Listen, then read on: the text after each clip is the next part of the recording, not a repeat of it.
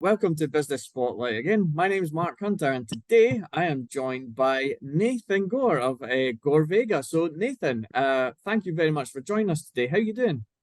Good, good. Thanks so much. Excellent, excellent. So, can you first off tell us a little bit about yourself and tell us about your business then, GoreVega? Okay, so I can tell you about me. I left school quite earlier than intended. I went down the traditional apprenticeship route, and when I was 21, I merged into the oil and gas industry. I quickly spotted within my 5 years in the oil and gas. I quickly spotted an opening or an opportunity in the market, so I set up my company called GoreVega in 2000. And the company itself has grown through the support of many friends, colleagues, and associates through the years to today, where we have 250 people working for us.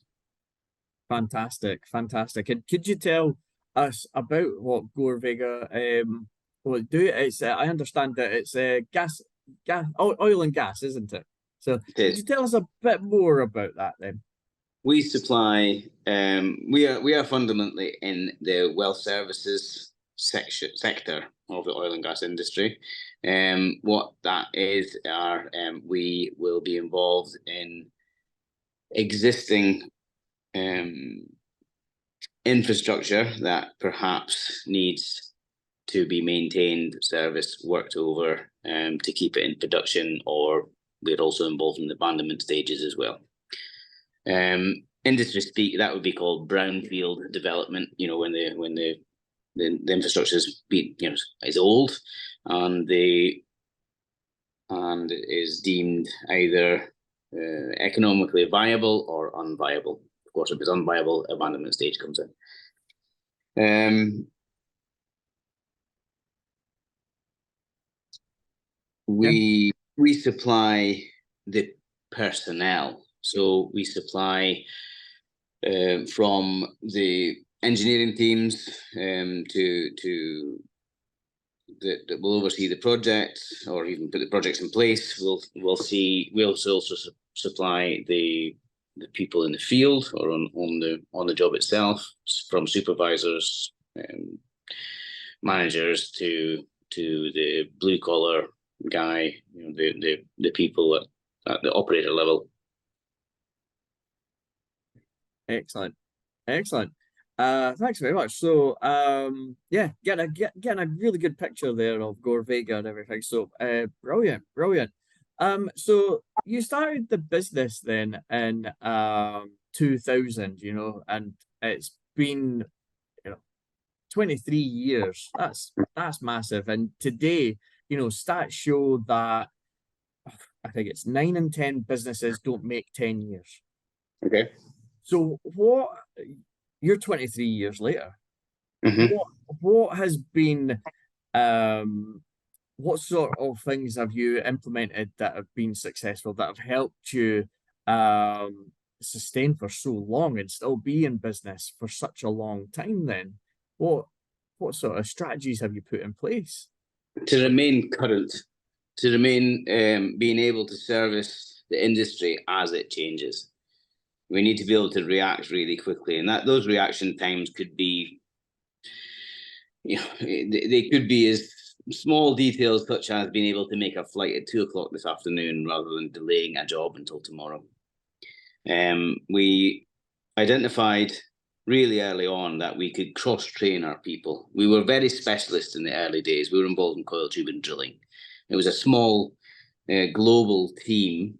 They called it the flying squad at the time. A small global coil tubing team of 12 people. And when there was no coil tubing drilling projects, we needed to also to keep an income. We had to be dynamic enough to do regular coil tubing and well intervention projects. So that And then from there, of course, we wanted to cross-train into other sections, other sectors of our business, to keep us viable.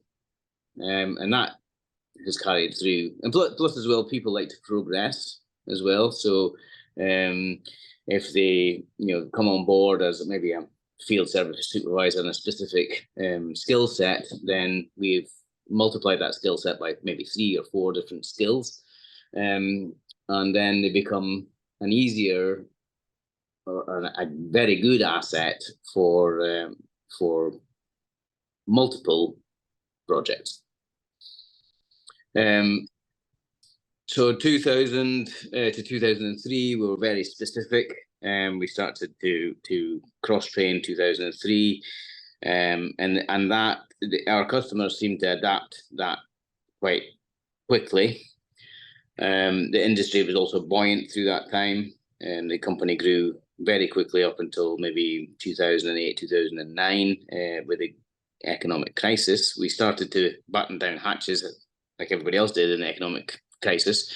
But what we found was we doubled the size of the business in that short period of time, because most of our customers didn't want to have headcount, but they still had the work that needed to be done. So it played well for us. We, at that point as well, we could also bring new unskilled people into our niche market and train them. And some of those people are still with us today. Fantastic. A lot has happened in that time, so that's amazing. I'm going to go back to what you said at the very beginning, was it's about staying current. That was the first thing you said there. I think that's very important, and with your industry then in oil and gas, it's always very interesting. So how does it look at the moment, and what's it looking like in the next 5 years? If you could predict the future that far, what sort of things how is the industry looking in the now and later on then? Well, looking 5 years into the future is quite difficult. We know how things change, how things can change dramatically, very, very quickly. I think the industry, our industry, the oil and gas industry at least, and the energy industry as a whole, has ups and downs, and they are quite dramatic. We know that with the early 2020, when COVID came, nobody was expecting that. It would be very difficult to forecast 5 years' time to see where we would be. But what we're trying to aim for is staying current. So we are cross-training our people into renewables. We have a small interest in a solar project in South America. We have some of our people who are involved with the installation of the bases of wind turbines on land, and we're extrapolating from those skills to try and move that to the offshore, especially the floating offshore platforms that are being built in Norway, for example. Yeah. That is a bit of progress. However, it's new. It's quite a steep learning curve for us. And what we see is that there's a lot of PR activity around renewables. There's a lot of noise around it. We're not fully actioned from our side yet. So there's a long way to go on that. So we do need to maintain. We need to do what we do and do it well, without we can't take our eyes off the bread and butter of our business. But that's one progression. Yeah. Excellent. Again, kind of going back to 2000 is when the business formed and you founded it. What has been your biggest learning as a business owner then? And I'm probably sure you've maybe got more than one. So if you Yeah. could share some of your learnings then as a business owner in that time, um, that would be It that, can, yeah. yeah. I think that well, for me in particular, I need to work with people. You know, um, there's always a huge amount of infrastructure behind successful companies. No one does it on their own. You need an army behind you to be able to. So what have I learned? I've learned that you need to push boundaries. You need to also test those boundaries. You need to keep your friends on side, your enemies on side. um, yeah. How can I extrapolate a bit more on that? We need to be dynamic. Yeah, yeah. No, I think that's great what you've just said there about and again talking about people there, and you need an army. And it was that sort of thing that when you said about uh keeping your enemies friends as well. It reminds me of that Godfather quote, keep your friends close, your enemies close. But you're absolutely right. You're absolutely right, and it's a way that at Action Coach we believe that it's about cooperation and competition. So and so yeah, totally agree with you on that.